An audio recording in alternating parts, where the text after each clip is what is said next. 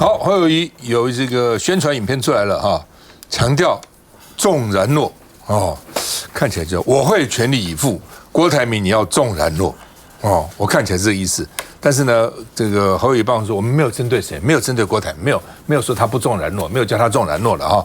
所以呢，竞选办公室说没有针对，信徒都会有感哦。我们虽然没有针对，只要相信关公的，都知道我们在讲什么啊。也都知道谁不重然诺，谁重然诺啊！哈，那这是他们的影片，叫做关公影片啊。第一次拍这个关公影片啊，你问我，我觉得有，就讲郭台铭不重然诺哦，他们只是不好意思讲而已了啊。你们现在不愿意得罪他，但实际上，你重什么然诺？那现在谁没重然诺呢？哦，好，那么罗志强说支持侯友宜是义务啊，因为他们今天出席便当会了啊。那说他的父母也受网军的侮辱哈。那在便当会到底有没有破冰啊？他说跟侯办沟通没障碍，但是必谈跟金溥聪如何啊？所以有人说在野党不团结啊，在野的人不团结的，就是对不起主流民意，因为主流民意六成我都希望能够这个换党啊。那你不团结，不团结，最后就是这个让赖清德这么坐躺在那边就当选了啊。那另外呢，侯友宜到云林访问一整天，没有见到张荣卫跟韩国瑜啊，这对云林来讲，这两个是大咖。侯友宜说啊，谢谢县长张立善一路相陪，见了很多人，而且呢，这个张立善也告诉他那个云林的情况，他没有来到现场，不知道事情有多么严重啊。那另外呢，这个萧旭晨说呢，这个马英九就是挺侯啊，蓝营的在野党合作呢已经有先例了哈。那另外呢，到底要不要蓝白合了？侯友宜柯文哲了，柯志恩说。自己先壮大，我也觉得你自己现在，我觉得2个月之内不要再谈什么合不合了，冲一下哦，11月才登记嘛，你现在8月你急什么？你冲2个月，大家看看结果怎么样再说了啊！你现在这种民调，你跟谁合啊？谁跟你合啊？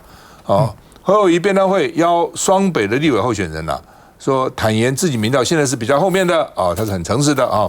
赖士葆警告小鸡们不要吃碗内看碗外，我们看一下，我特定最小的关公。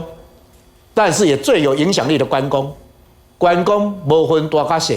手拿小小的关公指证侯友宜首支竞选影片，主打信仰精神，重然诺，全力以赴。我也是用这样的精神送给我自己的同僚，送给我自己的好朋友们。关公诞辰前夕，强调众兄弟要重诚信。就在影片中，这尊大型关公都从自己办公室里直接请到近办去，特别从侯友宜市长的办公室请过来的，未来我们也准备我都放在近办里面对啊，提振士气。请出关公不止说，但这么样个大动作是想说谁没兑现承诺，都要来向郭董来致敬。不，今天公布这2支影片没有针对特定人呐。左3朵不对号入座，恰巧隔天郭台铭就要从美返国，预计谈自己的新书内容，但宣布参选是否也在规划里头？我觉得支持是一定的，不管今天做什么决定，我们都身为家人都是要支持。市长8月8号会送给全台湾人民一个大礼吗？我不知道决定权虽不在自己手中，爸爸想做什么不挺讲不通，只是对侯来说，除了外患，也要解决内部隐忧。蓝营双北立委参选人一个个走进竞办大楼，想说什么便当会与侯友宜当面好好的讲，其中也包含日前称被某竞办网军攻击的罗志强。侯友宜市长的团队，他们有他的竞选策略，一旦定调之后，要作为党籍的参选人全力配合。但一顿饭能起到什么作用？对侯办节奏还是回以一句尊重。来，对啊，以前怎么看？首先，我是觉得现在对于就像我刚刚这个赵大哥所讲的，我觉得现在应该就是说先全力冲刺。那么我才刚跟侯市长到日本去回来啊，其实我觉得他在日本这一趟啊，其实很加分。为什么？因为对于他，我们本来外界觉得他对于国际没有经验啊，对于美日啊没有往来，但是这次在日本可以说是补足了他外交上的学分。更何况今天他在日本呢所说的论述颇受日本人的欢迎。日本本来是说这个台湾有事，日本有事，这说给我们听的很感心哈。但是日本人他们也说可是最好是什么？台湾没事，日本没事。那这样的一个心态上，然后侯市长跟他们讲说，所以他当选总统的他的第一个就是要台海安定。第二个要台湾安全，第三个要日本安心。听到这边，日本人都鼓掌啊，都觉得就是说这个就是没有错。我们台日之间虽然有很好的情谊，但是希望台海安定不要出事。而现在正是让侯友宜市长他能够来展现他在外交在国际上面的一个能量。我想等到这个赖清德从美国回来之后，我想侯市长这边也会对他到美国的这个行程会有所规划。我相信在这样的情况下，可以让这个国际之间能够看到我们未来这个方向。而这时候你说等1-2个月之后，我们再来看未来我们的这个民调，我相信呢是会倒吃甘蔗，是会渐入佳境。最后只要我说这是一个胆小鬼的赛局，不怕死的才会赢。换言之，我们现在就是这样，闭上眼睛，全力冲刺，方向盘拔掉。你往前面开，其他人就会让开。是刚刚你们小鸡怎么看？胜利的方程式。今中我们参加那个便当会啦，其实很简单，中午去了是吧？真的是一碗卤肉饭啊，一碗哪里吃啊？就在他那个竞选总部楼上一个空的办公室，在板桥，在板桥县民大道。卤肉饭有没有配个汤小菜？有一碗卤白菜啦，一个汤，然后一杯矿泉水啦。对 ，OK。好，那我想侯友宜在这个便当会里面，他讲话其实蛮坦诚的啦，因为都自己人嘛，也不用再去做很多的这个修饰啦。就是当然说，就是说他自己过去一段时间民调可能比较落后了啊，就跟大家有点拍谁洗脸了。但是他也对每个选区的情况基本上非常的了解。比如说三重每个选区，你就要去看谁，然后谁有没有给予支持，有没有给予帮助。他说需要的地方，他可以说亲自打个电话，他说亲自去拜访都 OK。那像我们台北市的，他也点出一些比较中间的，或是过去比较不蓝不绿，或曾经是蓝绿都熟的一些政治人物，或是这个地方的头人啊，他也就说有没有去拜访，对方有没有给予支持，需不需要他再去拜托一下。所以这个等于是把大家的这个向心力跟他再做一次凝结啦。那在会中大家也谈到说一个方向感的问题哦，比如说整个的 slogan 啊，整个的竞选的方向，但他们说这个在8月中旬就对外公布，所以我觉得这个便当会也来得有点晚啦。如果再提早1个月，甚至在723之后724。或是723之前就有这样一个便当会，我觉得中间很多的这种风波，或很多的误会，或很多的裂缝，基本上可能都不会发生。那这特别是金溥聪也在现场，那金在现场基本上也跟大家谈一谈，而且也问一下大家有什么地方需要可以帮忙的地方。所以我觉得像这种定期性的这种午餐会啊，我觉得这办第1次不够，我觉得第2次、第3次，我觉得都要定期办，然后让整个的候选人了解到未来总部的怎么走，然后呢未来活动要怎么规划，大家可以彼此配合，而且直接当面跟候选人沟通，会减少很多中间不必要的误会。我觉得最近在他的竞选的团队步骤都慢慢开始上轨道了，不管对内跟对外啊，对外包括去出访啊，那表现也都非常的稳健，这起码就是说让外界对他越来越有信心。那第二，刚刚就是说今天他便当会开始嘛，今天是双北啊，接下来我知道这礼拜我们在台中他也都约了，所以基本上其实他只要好好这目前38席加上要参选的这些新的立委，他应该要做好内部的沟通，把它整合好。再来应该是我们其他13个县市长这个部分如果能够再做更进一步的整合跟加强，我觉得那是国民党最核心的啊，对不对？如果这些能够整合起来，短期内拉个3%、5%的民调，我认为是有可能的。那赖清德他其实一直都在35%嘛，那换句话还有65%，这是属于所谓的在野。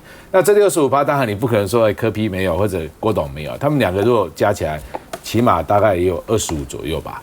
再怎么样25、30，所以其实侯友宜他是有空间在的，而且这个空间是本来就是国民党的盘，就是所谓的政党的盘。那这部分他在短时间内把它凝聚起来的时候，那就有助于在其他这65%里面再能够拉一些过来所以短期内这1-2个月，这个应该是他最重要的事情。刘明，首先我觉得侯友宜他算是慢热型的政治人物了特别在这次总统大选，因为他在新北市，当时大家没有感觉这个问题，是因为他新北市耕耘非常的久哦，大家都对他很熟悉。那对他很熟悉的人呢，自然会被他的亲和力啊跟没有架子所感动哦。就像刚才思刚的描述，如果你长期在新北市的话，你就是本来就知道说侯友宜就是一个蛮温暖型的人哦，他不是讲大话型的哦，他讲话没有那种嘿嘿有那种状况，可是呢，他其实是还蛮关心人的哦，而且注意小细节。那这个状况，我觉得，他随着他现在刚才启程委员也讲了，他的自己的团队比较稳健啊，很多内部的事务他不必个人来操心之后，他其实只要多出去走。多跟人互动，我觉得他很自然而然的跟人没有距离，关心人各方面的这种长处就会出来。那现在大家本来对侯友宜有一个很大的担心，就是说哇，他的这个理解国家未来发展啊，这个做国际的事情能不能够稳得住啊？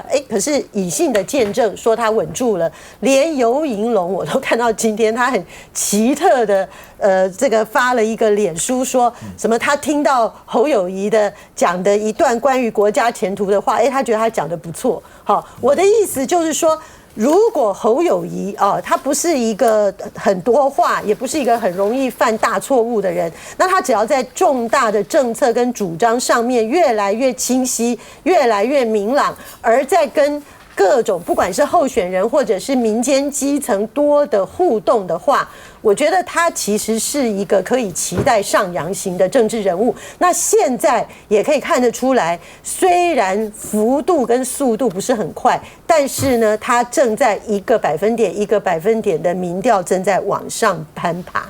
谢谢回来。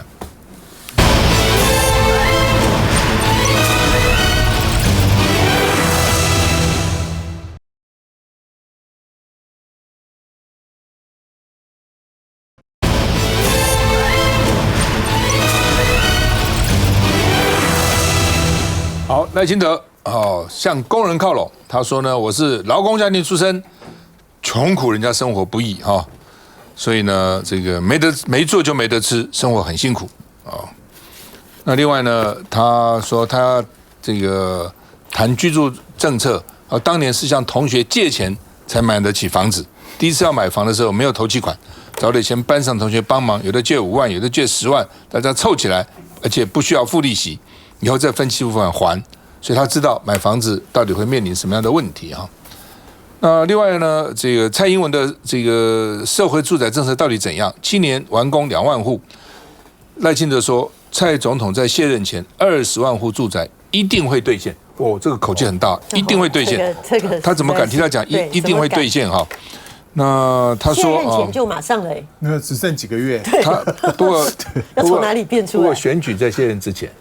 对啊，选举1月嘛，你5月才卸任。是啊，那4个月可以冒出来。那你不管嘛，我只要我是讲选游戏，那已经选完了嘛。问题我等下算给你听了。他说这个目标调整为政府直接新建12万户，社会住宅这个代管8万户了啊。那到今年3月，直接新建住宅呢，已经到了73031户，所以达成率现在是60%哈。那完工户数24636，认为不够了啊，但是赖清德说一定卸任前会完成啊。那蔡英文他原来是8年20万社会住宅，直接新建12万，包租代管8万，包租代管可以达到80%，那直接新建不含规划说是有60.86%啊。那所以呢，这个赖清德说呢，直接新建要25万户，包租代管20万户，租金补贴50万户。加码那到底怎样啊？赖清德说，延续蔡英文执政前，一共100万户他的社会住宅因为被人家质疑，他这样说哈。那另外呢，这个侯友宜说，你中央20万户社会住宅跳票，那赖清德办公室说呢，真包租公假争议，就是你侯友宜有那么多房子租给人家，还这边讲什么正义啊？那另外呢，赖清德竞选办公室不要把口号当政见，把批评当策略，到底怎么样？我们看看。老市长返乡赠匾，这回要表扬的是台南做工行善团。劳工的家庭生活安怎我最清楚，收入啦，按算的收入只有会较少，袂较济。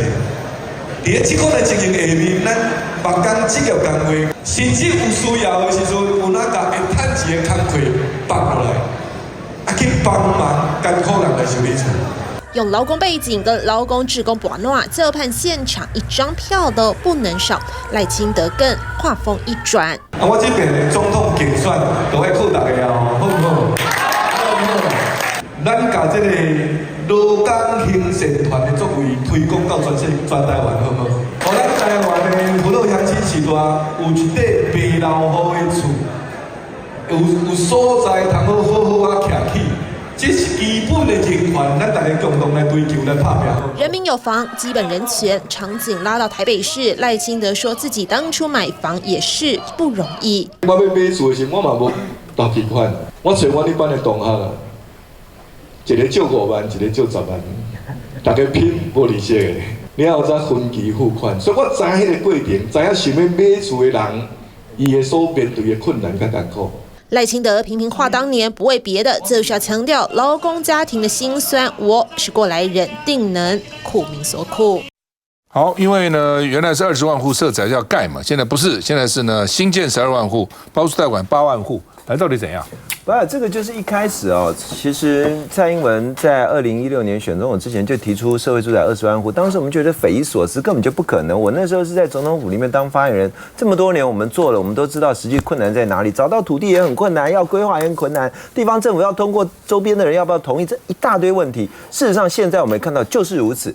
那结果后来他们20万的社会住宅，从一开始就说什么，真正上来这个政策一端出来，我们吓了一跳。你原来说20万社会住宅，我们以为你要盖20万，结果不是，你只盖12万，8万是什么？包租代管，也就是说这个租金补贴你通通算你社会住宅，好吧？那你20万一下打了4折啊，4折扣掉只剩下12万社会住宅，那我们就看你这几年盖了多少。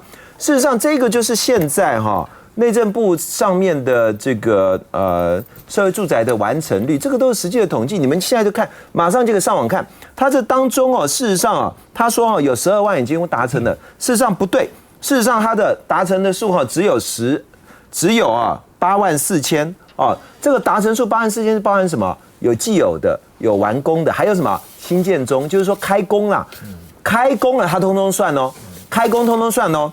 它事实上真正新完工跟既有的只有2万7千户，只占全部20万的13%，而他把这些所有开工就算，也只有8万4千户。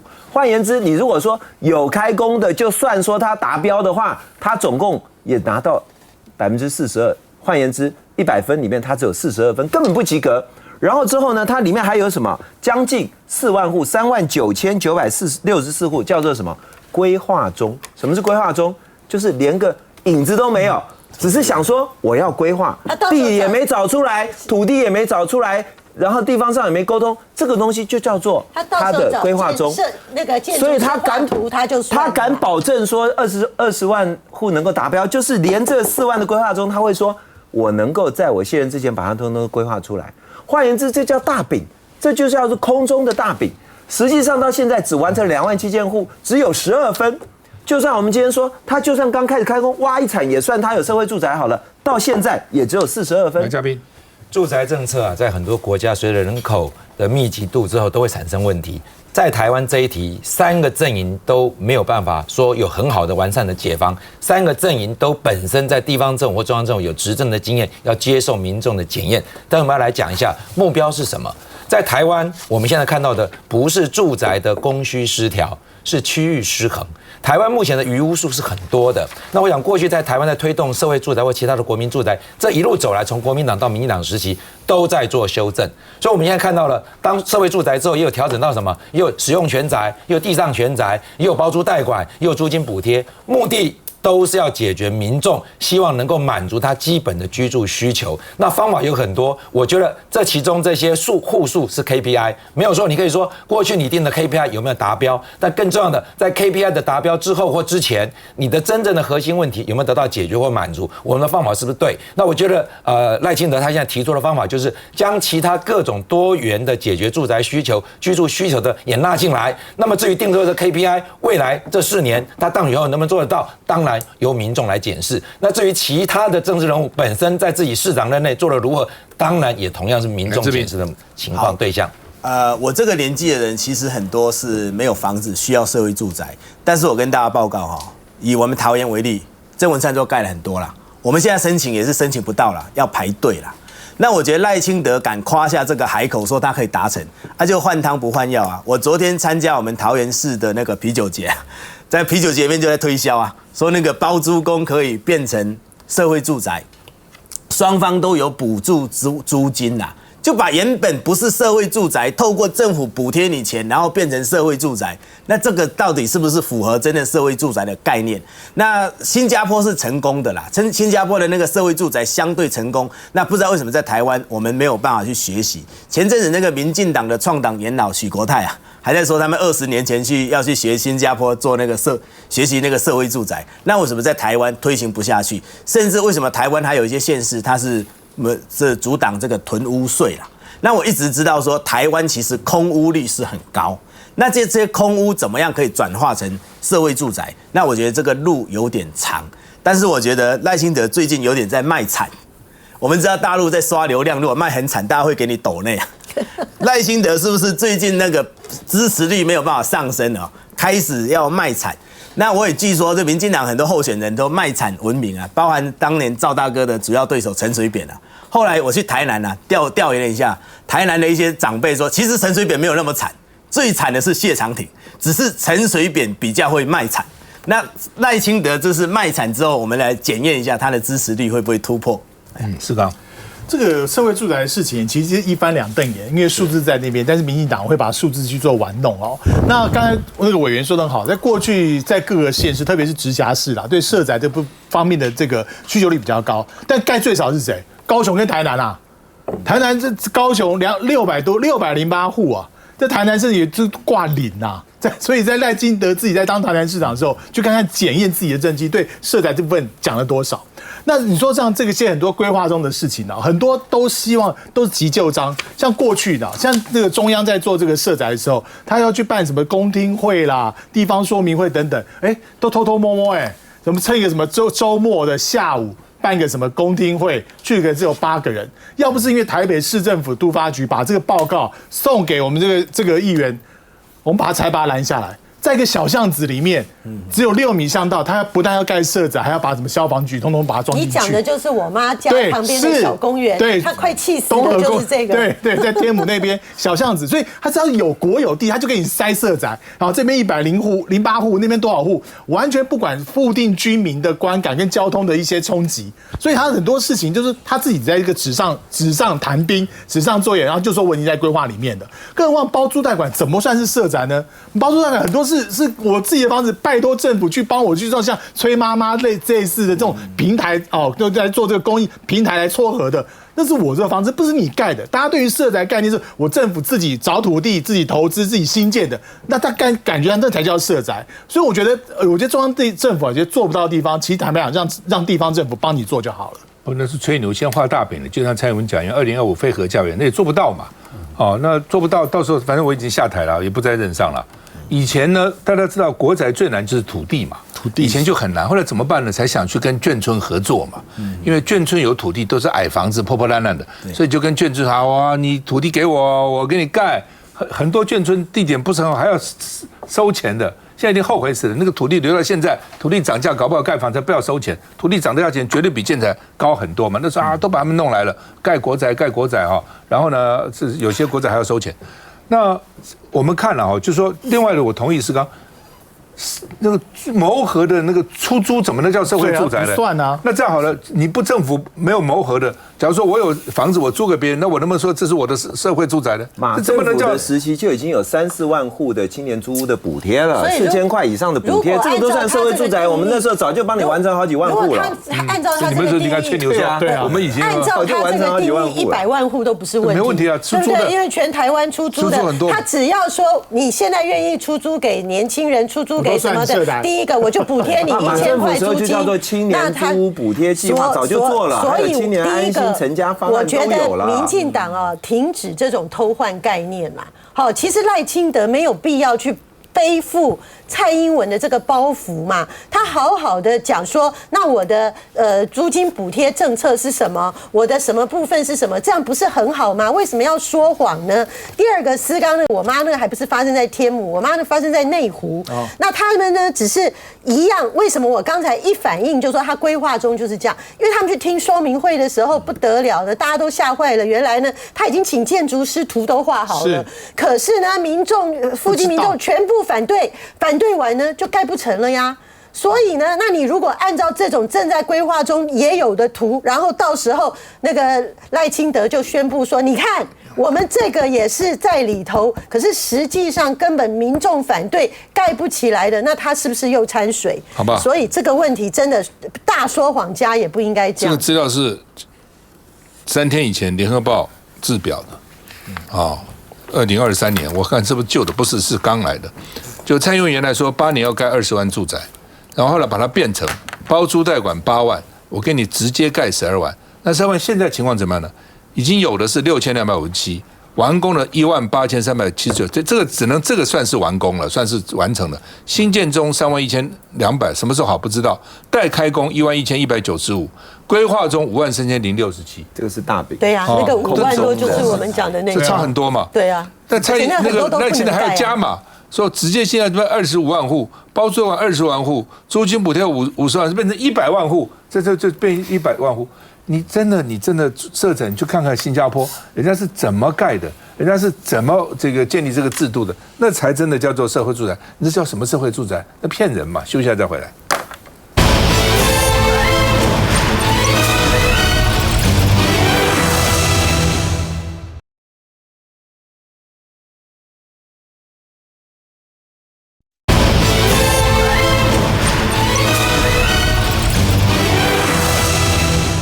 好，那么台湾到底缺不缺电？赖清德说，台湾没有用电不足的问题，是绿电不足，但是不是用电不足啊？那他讲法是这样的哈，他说核电现在只占我们5%了嘛，所以核电组已经占很少了，就少这5%也不会怎样啊，有什么了不起啊？所以呢，将来非核家园没有问题，我坚定要推非核家园了，我绿电增加就好了，哦。但基本上是第一个，你绿电在2025能不能达到20%，这是一个问题嘛？那你达不到怎么办？因为你绿电取代核电嘛，核电如果核1、核2、核3、核4加起来，差不多将近20%占台湾的用电。那现在核4没有嘛？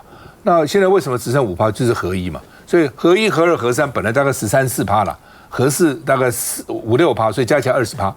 那你现在核4没有，核1、核2也没有，核3就5%，所以赖清德讲现在就5%嘛，哦。那问题是你前阵子把那个核1、核2那个紧急发电的柴油发电电都拿去用了，你到底电紧不紧？你自己想想看啊。那这是一个。第二个就是你绿电如果达不到20%的时候，你怎么办？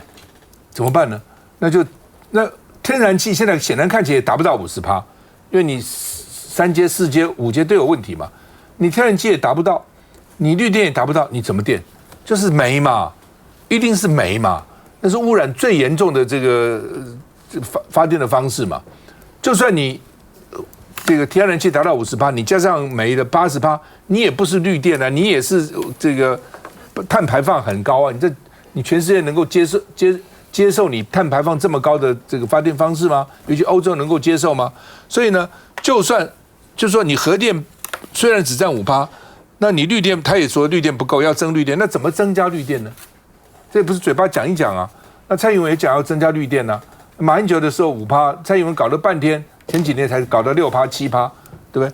那好，这是一个。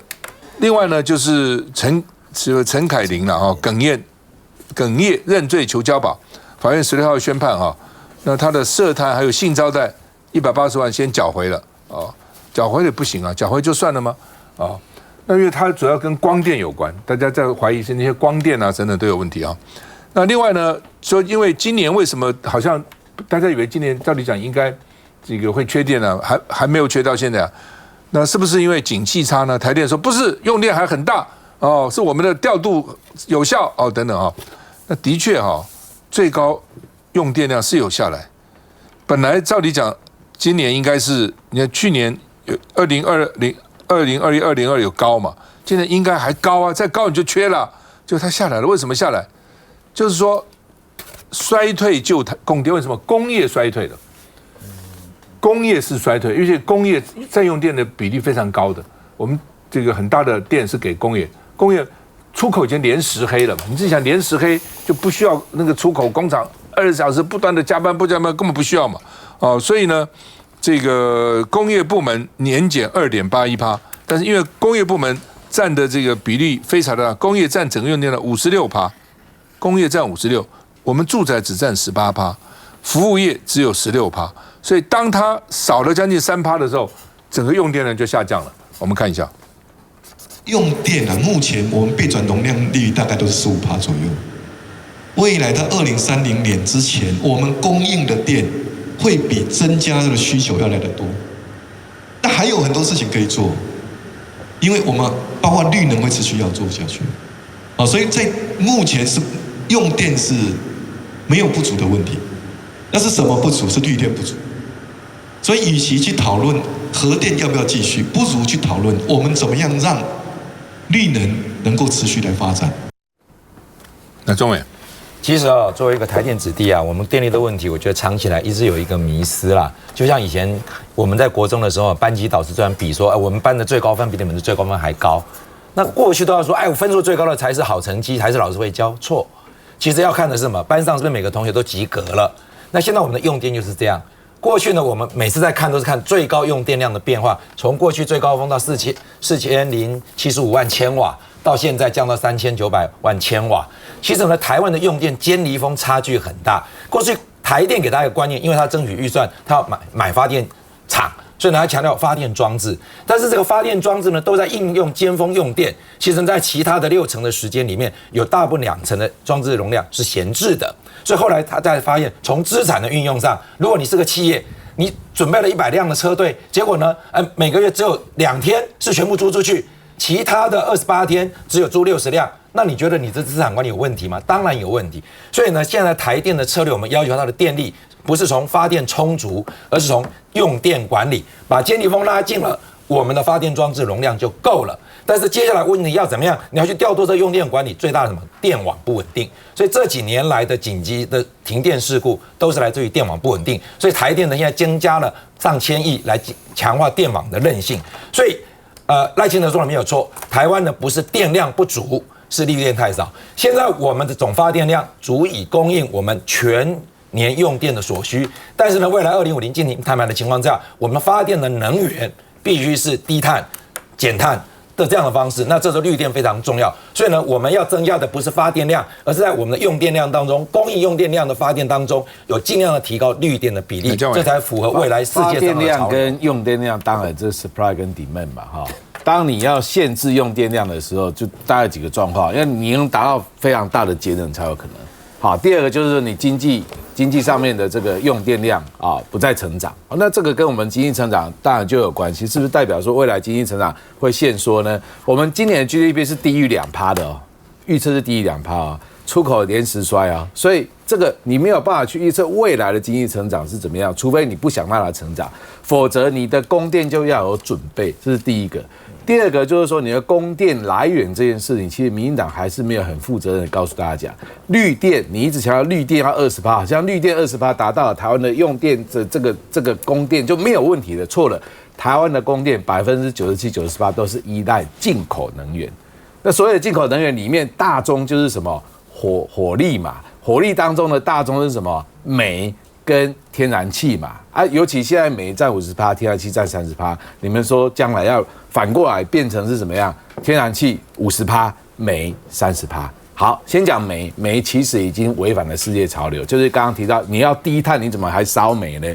就算再怎么烧，也不可能烧到说没有污染的煤啊，对不对？健康的煤啊，不可能有这种吧？所以那30%怎么处理还是一个问题，否则将来的碳税问题、碳关税问题都是一个。再来，天然气我们没有天然气，50%完全依赖天然气的。我们的台中港现在已经4颗蛋在那边了，将来还要再增加1倍啊！前阵子就是调度的问题啊，调度啊，那时候就是这个赶快把这个中部的这个天然气要调往北部，那个管线只要一出问题啊，我想也不用敌人，不用怎么样，马上就出问题，所以它有能源安全的问题了。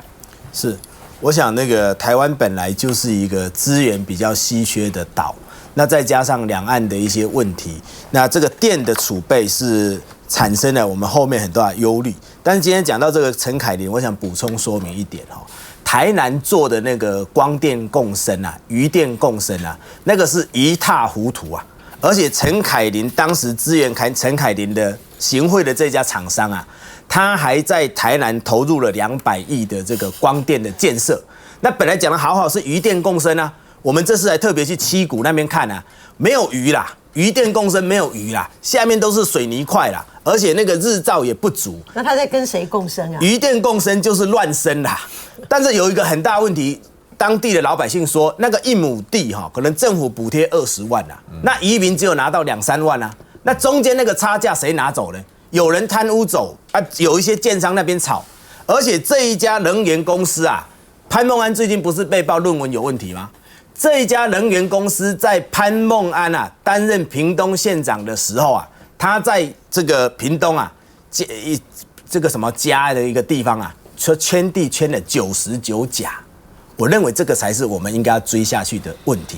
那赖清德说台南，他的台南是光电他所建的光电设施是全台湾是第1名，七股那边啊。那为什么光电在台南这种很多良田的地方，它是建最多的，而且整个余电共生完全彻底的失败？我觉得这个是我们要进一步追的。讲到国有地，够不够？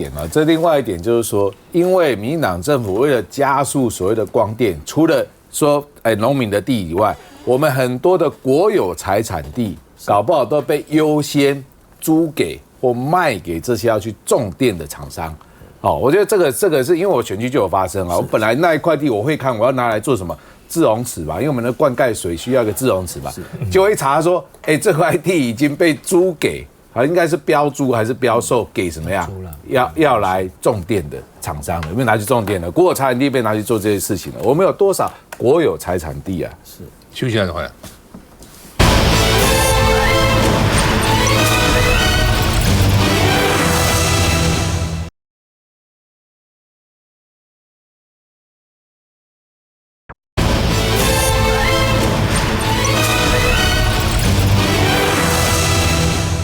好，民众党党庆，那4周年了已经4岁了啊。昨天呢，在台中国际展览馆举办，吸收大概2-3千人去的哈。那拍卖柯文哲用过的商品，他用过的一个在台大使用的公司包，12万拍出全场最高12万啊。那当然引起争议的不是这个，引起争议是说柯文哲说这个蓝绿制造分裂，所以要完成政党轮替啊。那另外呢，他们主要是后援会找了舞团，办了火辣空姐，被批物化女性。他们找了舞团啊，就是不是空姐去跳，是舞团去跳，但是跳什么假扮是空姐去跳舞啊。那你什么不好办的？为什么要办空姐呢？那所以呢，桃园市空服员职业工会要柯文哲道歉，说你是把我们空姐搞去跳舞，你这物化我们嘛，物化女性嘛，还穿那个窄裙，露个肚子，这什么呢？那科办就说，我们这是鼓励女性抛开束缚，不要受到束缚，所以露个肚子短裙又怎样呢？鼓励他们呢，对不对？干嘛一定要穿长裙？一定不能露肚子啊！而且柯文哲的竞选办公室说，那如果我们是穿和服跳舞，就是对日本人不敬了，是这意思吗？我们不能穿和服跳舞，那对日本不敬了。第二个看你跳什么舞啊？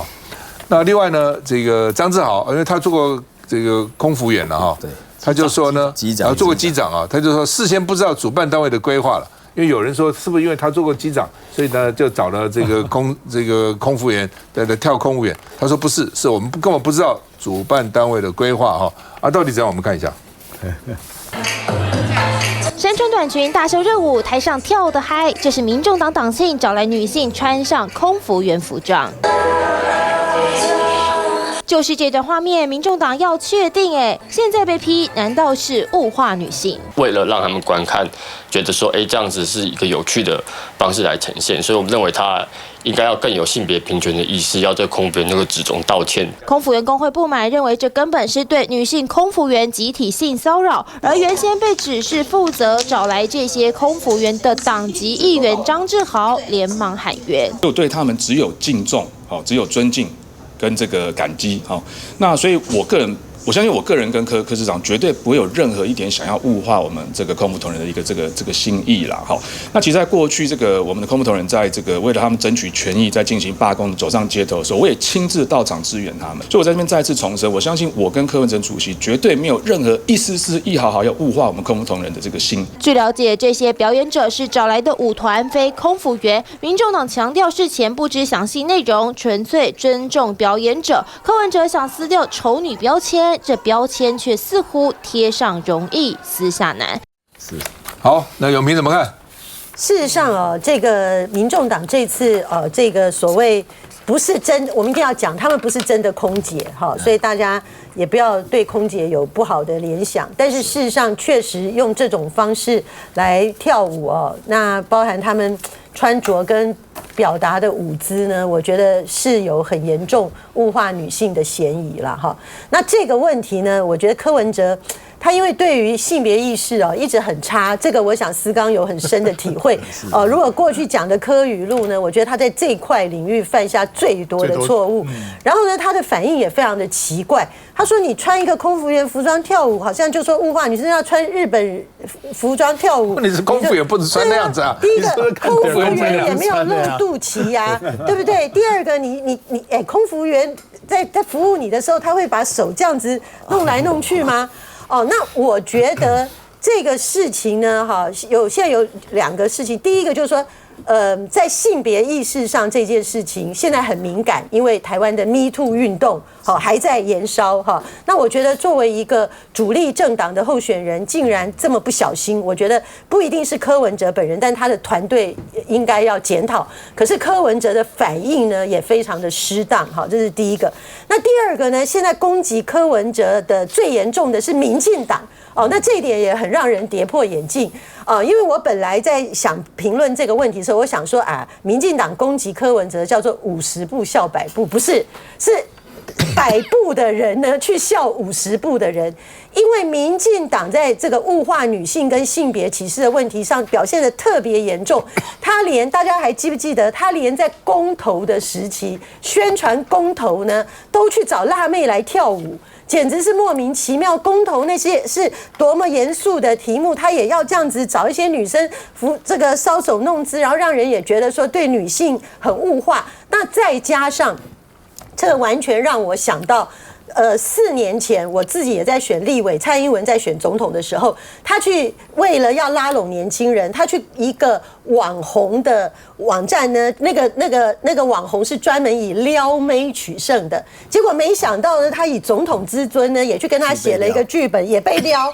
当时我就在我们这个节目呢，我就讲得很不客气，我说这个一定会引发不良效应。结果好多年轻人跑到我的脸书上去洗版，去骂我如何如何。好，果不其然，现在 Me Too 最严重的性骚扰，最严重的党工最得不到天日的，最受不了整个上级压迫的，不是在你民进党中央党部在哪里？那我觉得民进党这种政党男性沙文主义，然后没有好好的反省，然后你今天跑去嘲笑柯文哲，真的是以100步笑50步。我想到底这件事情在政治上对不对，看那一位当过机长的那位从政党员来看就知道了。他说他事先不知道主办单位有这个规划，言下之意呢，他不能负责，表示他也知道这种事情就空务员来讲，这个职业团体他们认为是不妥的。但是如果从商业行销来讲，我倒是觉得民众党很清楚知道他的目标客群在哪里。有人说他是丑党丑女，那大概呢，这个柯主席的讲话比较会让人家认为丑女。那至于是不是物化女性呢？那看起来民众党所锁定的目标族群，就他的选民基础可能喜欢看这个，所以呢，他们推出这个。那从这个角度来讲呢，那民众党的确有一个危机，党主已经被定位成是丑女了，那整个政党的选票基础又限定在好像是个宅男，那这样的政党在未来要开拓选票上，恐怕呢需要很大的努力。志斌，我想物化女性呢都不应该啦，但是民众党规划这些活动呢，我认为是其来有自啦。因为过去他推市议员或发言人也会提出一些美女嘛，那原则上它是符合广告学的那个3B 理论啦，就是有美女啊，有宠物啊，有小孩啊。那当然就是民众党这样到底能不能为他吸引更多的选票？我认为民众党里面也不是没有人啦哈，它里面也有很多的幕僚策略会讨论嘛。那这个看起来对民众党短期是可能是有加分，但是长期的效应是怎么样，就看这个民进党怎么样继续攻击他了。好吧，我们看啊，这个柯文哲竞选办公室的这个发言人怎么说啊？